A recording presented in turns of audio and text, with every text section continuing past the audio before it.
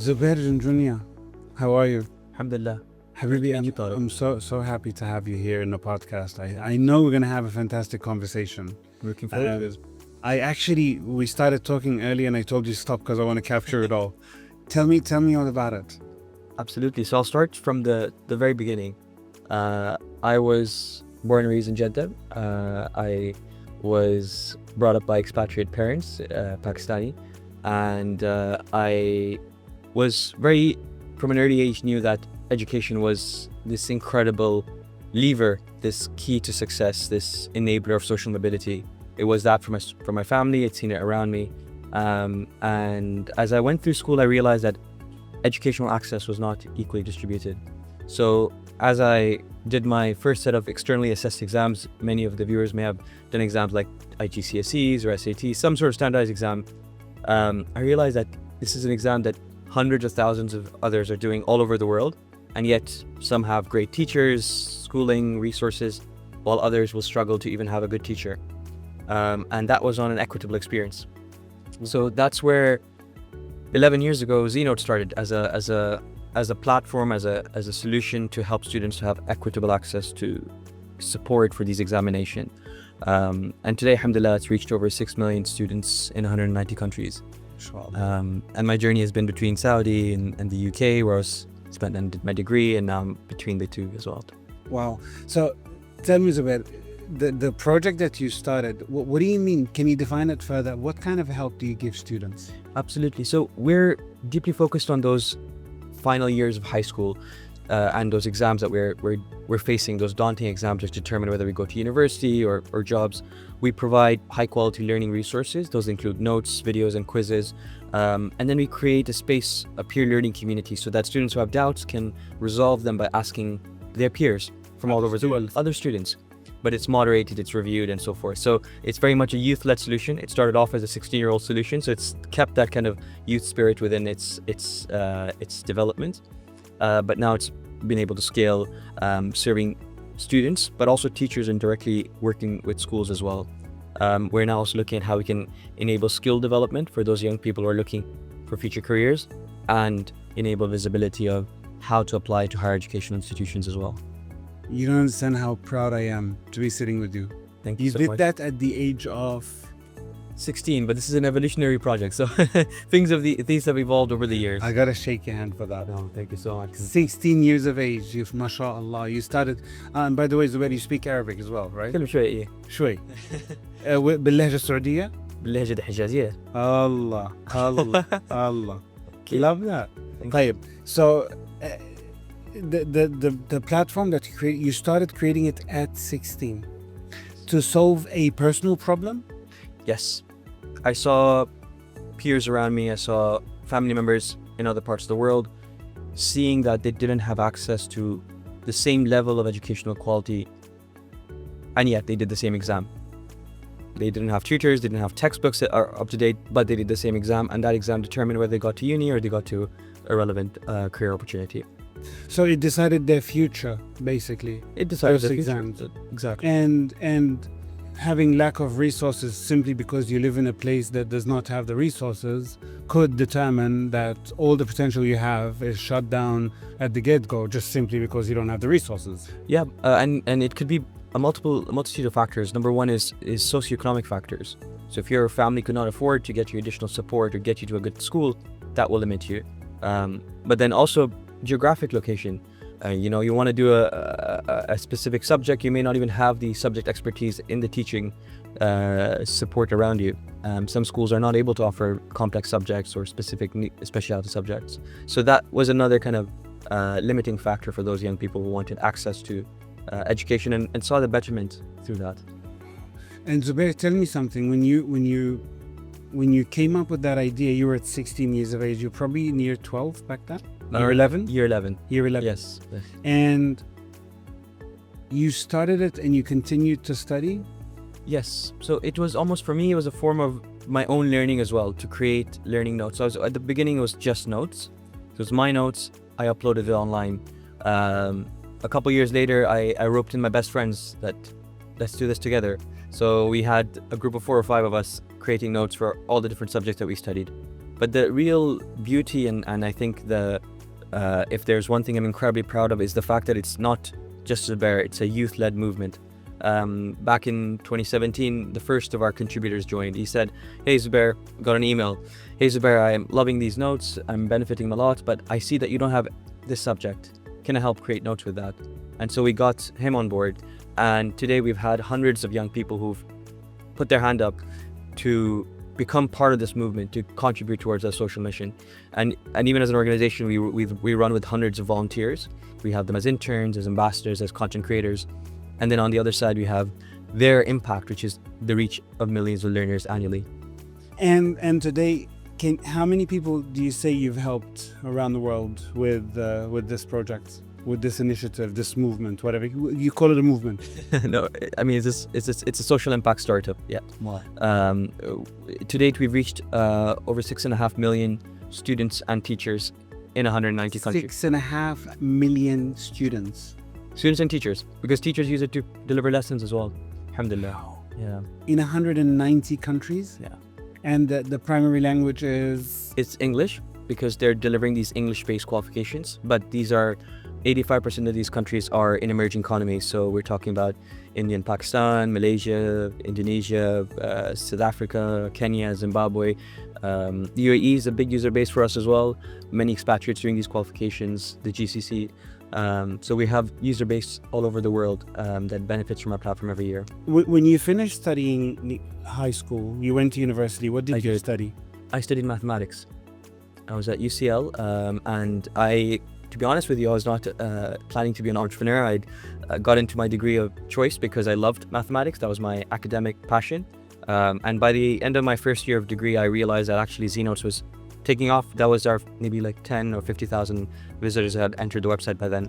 And so by the support of my university at the time, I started to think of ZNotes more than just a school project, but more as a startup. And then that's the journey. So as I studied my degree, I also developed ZNotes, learned about entrepreneurship, social entrepreneurship, which is a really unique and important space for us to be innovating in. And alhamdulillah, by the time I graduated, I was supported by my university and the UK government to establish ZNotes as a startup based in London, and we've been building and scaling ever since. So you started that because you wanted to help people. And what you started by doing is you're uploading your own notes. You expected nothing in return. You just put your notes there and you just left them there, true? Yeah. And today, with that number of people that you've helped, and that reach into 190 countries, that must have turned into a brilliant startup, right? Business. Yes. How does that work? A selfless good deed that you started with turned out to be a brilliant, successful business. It's not let's kind of unpack this, because success has many definitions. Success in the VC fueled world of startups may not be our success. We are very mission driven, and we knew that the way ZNotes operated and delivered its product had to be aligned to its original mission of making education more accessible and reducing educational inequality. So from the get-go, we set the principle that all the educational content on the platform had to be free to access to all learners. At the same time, we also knew that volunteerism was key to our solution. So content creators, students who wanted to get involved were trained or supported by our team, but they were doing it voluntarily as well. So we create this kind of beautiful virtuous cycle where the best students are contributing, they're giving back, and this gets amplified at a global scale. And along the way, we've done zero marketing, and this reach has been organic, word of mouth, because we've been delivering such high quality support and resources that the advocacy, the growth, the reach is by the users. They're self-advocating, and alhamdulillah, that has led to this kind of organic and exponential growth across the world. Now, as a social entrepreneur, you need to balance mission and sustainability and profitability. That's not easy, because it's easy to do something which does one or the other. We know that to continue to scale ZNotes, to make it localized, we're working on multi-language capabilities. We have the platform in Arabic already. We want to look at that support system. We need to make sure that there's fuel, there's revenue, there's income to fuel those developments. We have a full-time team. So we've done a couple of things. We made all the content available. We have some freemium kind of tiers, which allows students to subscribe for some AI tooling, which has its own kind of inbuilt cost structures. We're working with teachers who use the platform for free. You're welcome. But if you would like to get teaching tools like lesson planners, rubric generators, we have another tier for them. And then we also have a system for schools. So schools who use us can get more detailed insights about their learners when they subscribe with us. So these are the ways we're kind of finding various kind of revenue models that will allow us to scale beyond where we are. And we've had incredible support along the way. This doesn't happen. This is not an overnight success. This is a journey of a decade that has had incredible mentors and advisors, incredible organizations who have grant funded us, who've given us advice, given us platforms. And so it's a very, very much a collective effort, alhamdulillah, to be here. You're a brilliant guy, mashallah alaiq.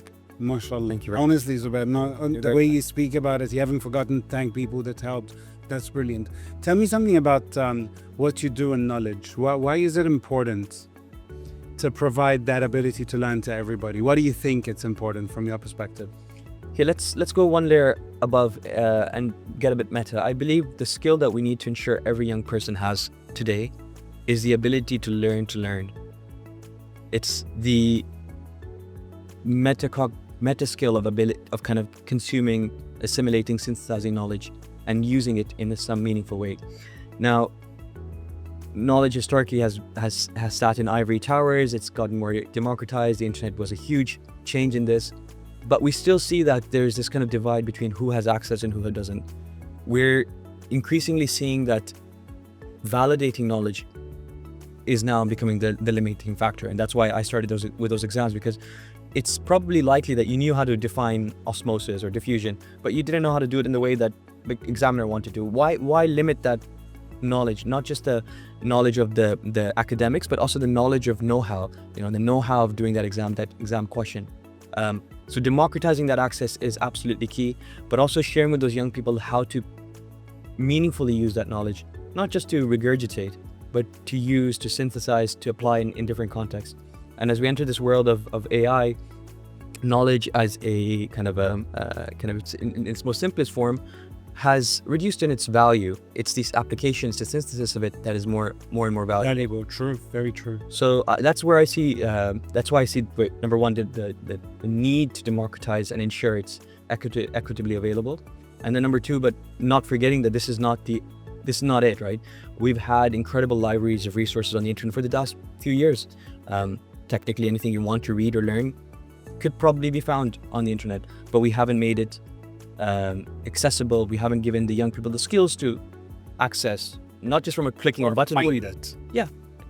But not even from a clicking a button point of view, but more like if I read a 100-page essay or read through a very detailed academic article, how do I access it from a mental standpoint as well, which is also a knowledge which needs to be transferred. Brilliant. Yesterday I was asking, I want to tell you two things. Yes, please. So one is, with the internet, and I think it's a double-edged sword. When information sat in ivory towers, as you rightfully mentioned, at least we knew back then that the information is coming from a source that is reliable.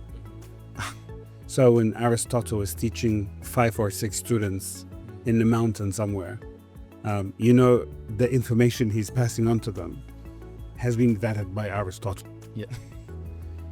Today, with the availability of information, I think a lot of our information online has been poisoned, and it's brilliant what you say. We need to teach kids how to navigate it and figure out what to use and what not to use. So the idea of having peer-to-peer education that is, as you said, monitored and vetted, I think that's essential. Yeah. Because while the information is there, it's not necessarily accurate. And the second part I wanted to tell you is something you touched on. Yesterday I was telling Ron Young. Okay. I told him I don't think we've had that much access to knowledge ever. We're very lucky to be in this day and age. And then he answered something that blew my mind. He said, we have information, but we don't necessarily have the knowledge, because information becomes knowledge when we know what it is. and we classify it in the right way, which you repeated in the same way. Yeah, I think he was more articulate though. But the way you said it, Yeah. no, the way you said it, you said we need to give them access, it's a label. mental access to enable them to digest it. Yeah. And I wanted to touch upon that point because we're coming to a time and research is showing that AI and LLM usage has skyrocketed among high schoolers and university students. But there's research coming from MIT and other places showing that cognitive development is going downhill. It's having a negative impact. And so when we think about these tools that have knowledge, and the importance of like vetting and validating is so key, especially now when there's so much AI slop that you could be accessing as well. So when it comes to ZNotes, you might be asking that, yes, there's a student from India, there's a student from Pakistan, there's a student from Zimbabwe creating notes and putting it up. How do you make sure it's accurate? For us, that has been a very, very critical question from the very beginning, because we are taking a responsibility. We're the mas'ool on how valuable and valid that content is, because we're going to be responsible for the millions of students who will access it afterwards. So the way we do it is we get thousands of applications every year from high achievers. These students are world toppers, Olympiad winners. We select them, we interview them, we train them in our methodologies, we give them rubrics to understand how to create content. We have a team of content reviewers, peer reviewers, as well as teachers who get involved with the review process. And it goes through a weeks of development process before it's published online. And even when it's published, it's a living document. So if Tariq comes on and says, hey Zubair, this could be improved, There's something that could be improved. Wow. it iteratively goes through our team and it gets validated. If it's a good suggestion, we'll try to take it into account. If it's not, we'll let you know why it's not as well. So allowing knowledge to be co-created, but also go through this credible, rigorous validation processes is key. And then what you get at the end of it, the synthesis, is a beautifully well-developed, concise, but a set of resources that also includes the experience of the learner in those notes as well. So it is student-built notes, but it's being used by not just students, but teachers to deliver lessons. It's flipping the script completely. And I think that's where we should be looking towards, that when knowledge is so accessible, how do we make sure that we surface the best kind of it? And consider the roles of in the education system, not to just be student, teacher, parent, but the kind of intermingling and the blurring of it all as well. There's a philosopher that said, if you want to learn about something, read it. If you want to memorize it, write it. And if you want to master it, teach it. Yes. And I think you're giving the opportunity to Yeah. a lot of brilliant minds to become masters, because by participating in ZNotes, they're teaching, right? Yes. I have to steal your quote, or steal this again, because It's not mine. beautiful. I know, but it's so well put together, because we provide this content and we see, alhamdulillah, great results. 91% are more confident, 87% achieve the target grades. But the biggest impact is actually on those students in those peer learning communities who teach back. 80 something percent of them are actually more confident in their academic qualifications, because the journey of teaching back to a peer is one that has multitudes of cognitive developments that doesn't happen only from the consumption of content. They're kind of understanding it and then trying to teach back, and then also understanding the challenges a learner might be facing. So being in a position to teach back is actually an incredible way to learn. It is the path to mastery. Zubair, I have so many questions. I know we have to wrap up, but I just want to ask you two things. How many people work on ZNotes now? We have a small agile full-time team, about 4 or 5, and then we have a global volunteer team, about 80 or so young people all over the world. 80. 80. And then where do you see it in 5 years? To do the latter part of your quote, to see how we can enable learners to not just be consumers of education, but proponents and creators of it. Every young person. Yes, we can get a couple hundred students to create notes right now, but what if we make that opportunity available to more and more? We believe that peer learning is a historically tried and tested methodology of teaching and learning that has always been there. You did it when you were 16, 17 at school and working with your friends over a break. I've done it in university years, I've done it now. How do we take this concept of peer learning, which is so validated in its approach, that allows for mastery because of that teach back effect. How can that be scaled, and how can AI be part of that journey?